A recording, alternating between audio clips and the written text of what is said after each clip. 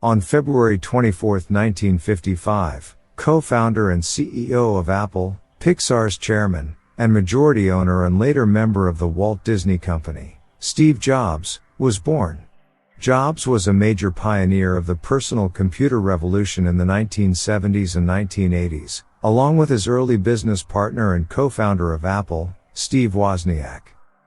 Steve Jobs was born in San Francisco, to a Syrian father and a German-American mother.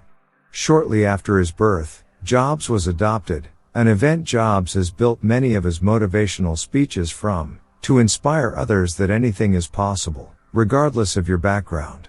At the age of 19, Jobs traveled to India to make an interpersonal journey and to seek enlightenment by, among other things, studying Zen Buddhism and its scriptures and traditions. 2 years after the trip to India, which brought loads of experience and a yearning for something more, something great, Jobs founded Apple, together with his friend and colleague, and the success took off. They saw commercial solutions to bring the computer into the average household and first began to develop what was named Apple Lisa, after Jobs' firstborn daughter, which was a real failure. On the other hand, the failure led them to finally release Macintosh in 1984. And it was then the real breakthrough skyrocketed to the products from Apple we have in our hands today. In 1985, after a long power struggle with the company's board and then CEO John Sculley, Steve Jobs was forced out of Apple. He took some of his closest employees with him and founded the company Next, where they specialized in computers for higher education and business markets. Jobs also stepped in and helped develop the visual effects industry, funding a department that worked with George Lucas. This project was named Pixar, and was the first company to produce 3D computer animation, which was showed off in 1995 in the movie, Toy Story. Follow the channel for more interesting videos and feel free to comment your thoughts on Steve Jobs in the comment section below. Let's continue hearing about his work and the meeting that came to change the world forever. So, after Steve Jobs left Apple, the company was struggling to survive, and in 1997, Jobs returned to save the company from bankruptcy, after being personally contacted by the board which initially had kicked him out of the company. They realized that to even have a chance of surviving, they needed Jobs and his genius back in the company. Jobs began working closely with the English designer Jonathan Paul Ive, better known as Johnny Ive, and together they began developing a product line that would turn more towards cultural works. They started marketing this line with the Think Different advertising campaign, which eventually led to the iMac, iPod, iTunes, iPad, iTunes, and iPhone. In 2001, the original Mac OS system was replaced with the brand new Mac OS X, which was based on Next's Next Step platform.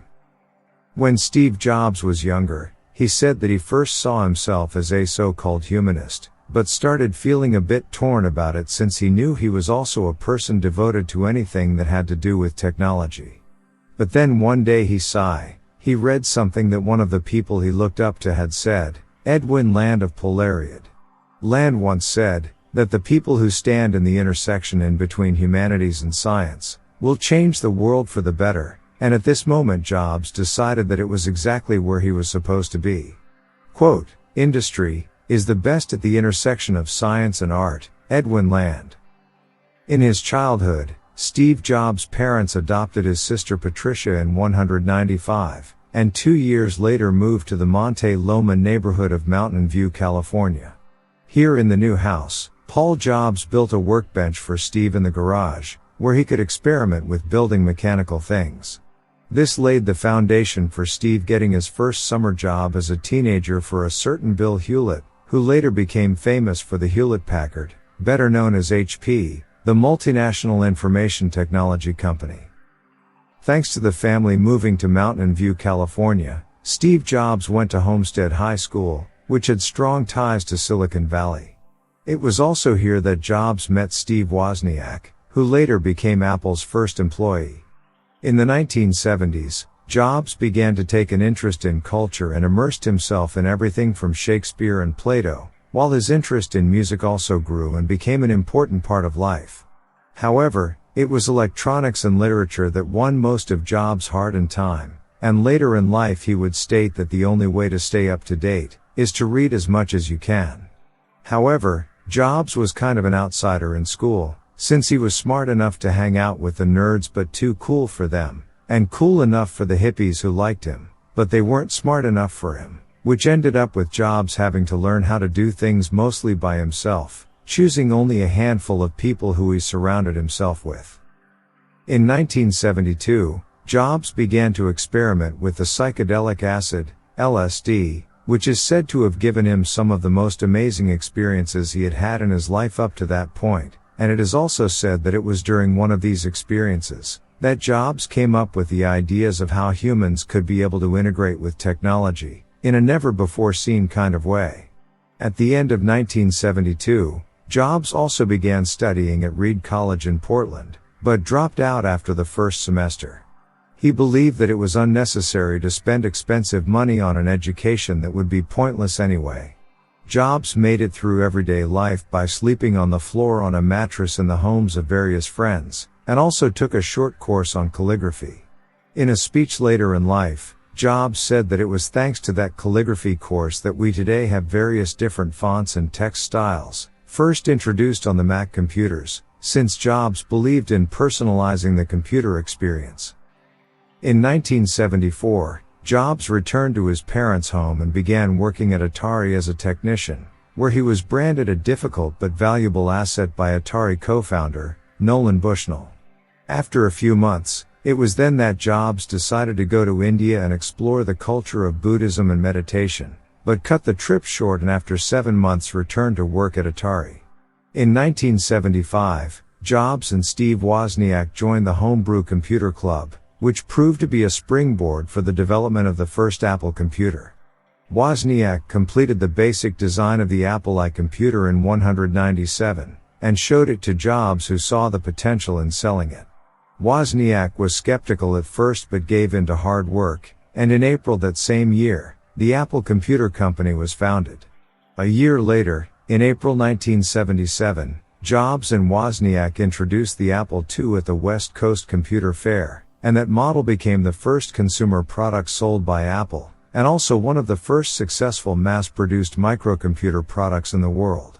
This paved the way. Steve Jobs, already at the age of 23, was worth over $1 million, corresponding to approximately $4.2 million in today's terms. Jobs also became one of the youngest people to ever make Forbes' list of the nation's richest people, without having inherited any of his money. Jobs' first big mistake came in 1983, when he brought in Pepsi-Cola marketing expert, John Sculley, to Apple. Their visions for the company, which at first had seen as a good match, slowly but surely began to differ. In 1985, Steve Wozniak had had enough and left the company, as he felt Apple had lost its core. Although Wozniak and Jobs did not always agree on things, their friendship was a lifelong one. After some bad-made decisions by Jobs together with poor sales figures, resulting in John Sculley strengthening his position in the company, he started working on a strategy that eventually would remove Jobs from Apple. It ended with Jobs handing in his resignation on September 17, 1985, but bringing 5 Apple employees with him, which was the start of Jobs' new venture, Next. Next Incorporated was founded with Jobs investing $7 million in the company, which was completely gone after the first year. Even though the company had no product in the pipeline, Jobs still managed to convince venture capitalist Ross Perot to invest. Next was what made Steve Jobs once again accepted as a genius in the tech industry, and it was with the help of a Next computer that the English computer scientist Tim Berners-Lee invented the World Wide Web in 1990, at CERN in Switzerland. The second generation Next Cube was released in 1990, and was the first to be able to share voice, images, graphics, and video, via email. Jobs then stated that this would be the thing that would change the world and revolutionize human communication.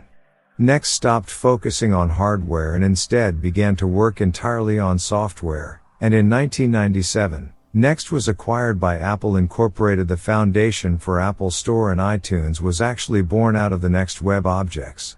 In 1986, Steve Jobs funded the graphics group that George Lucas was involved in, and with that, Pixar was founded.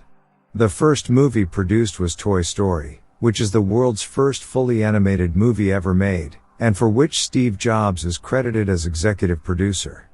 Pixar began collaborating with Disney, but when the contract expired in 2003, Steve Jobs and Disney CEO Michael Eisner failed to come to an agreement, and in January 2004, Jobs agreed to never collaborate with Disney again.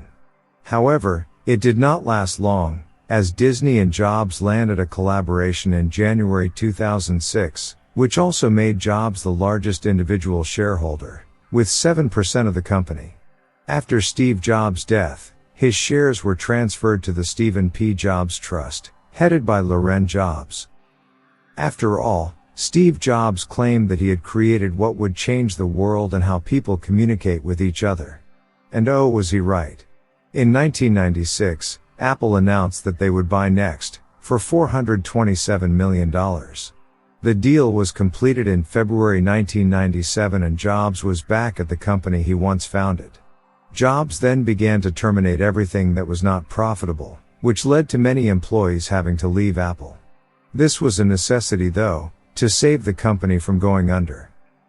One of the most important meetings in world history is probably the encounter between Steve Jobs and Jonathan Paul Ivey, better known as Johnny Ive. The two met in an office at Apple for the first time in 1997, and it was here that Apple's profile with iMac, iPod, and later iPhone, took form. If it had not been for Jobs and Ive, you probably would not be holding an iPhone looking the way it does in your hand right now.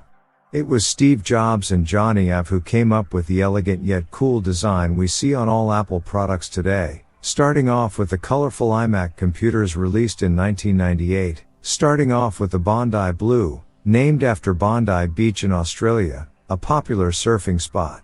Why? Because you could surf the web on it. The colors that followed were blueberry, grape, tangerine, lime and strawberry, released in 1999, called Eye Candy. In October 2003, Steve Jobs was diagnosed with cancer, and told his employees in mid-2004.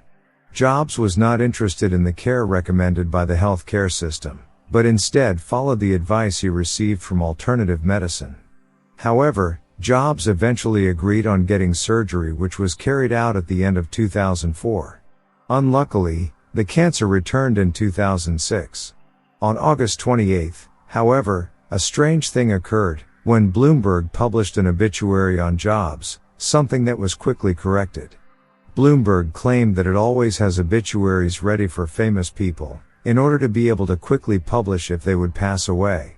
Steve Jobs responded in a public post, that the situation was not as serious as Bloomberg claims, but it caused many to speculate about both Steve Jobs' health and the circumstances surrounding it.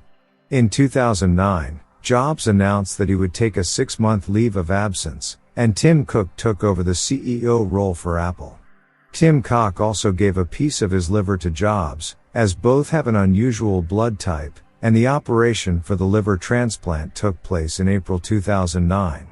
Jobs was then able to return to Apple and continued work as usual up until 2011, when Apple announced that Jobs had been granted a medical leave of absence. Tim Cook took over as CEO once again, and Jobs was only involved in the strategic decisions that were made. On August 24, 2011, Jobs voluntarily resigned from Apple as he no longer considered himself able to fulfill the demands and expectations he himself had put up for himself, and also how he expected his colleagues and employees wanting him to perform.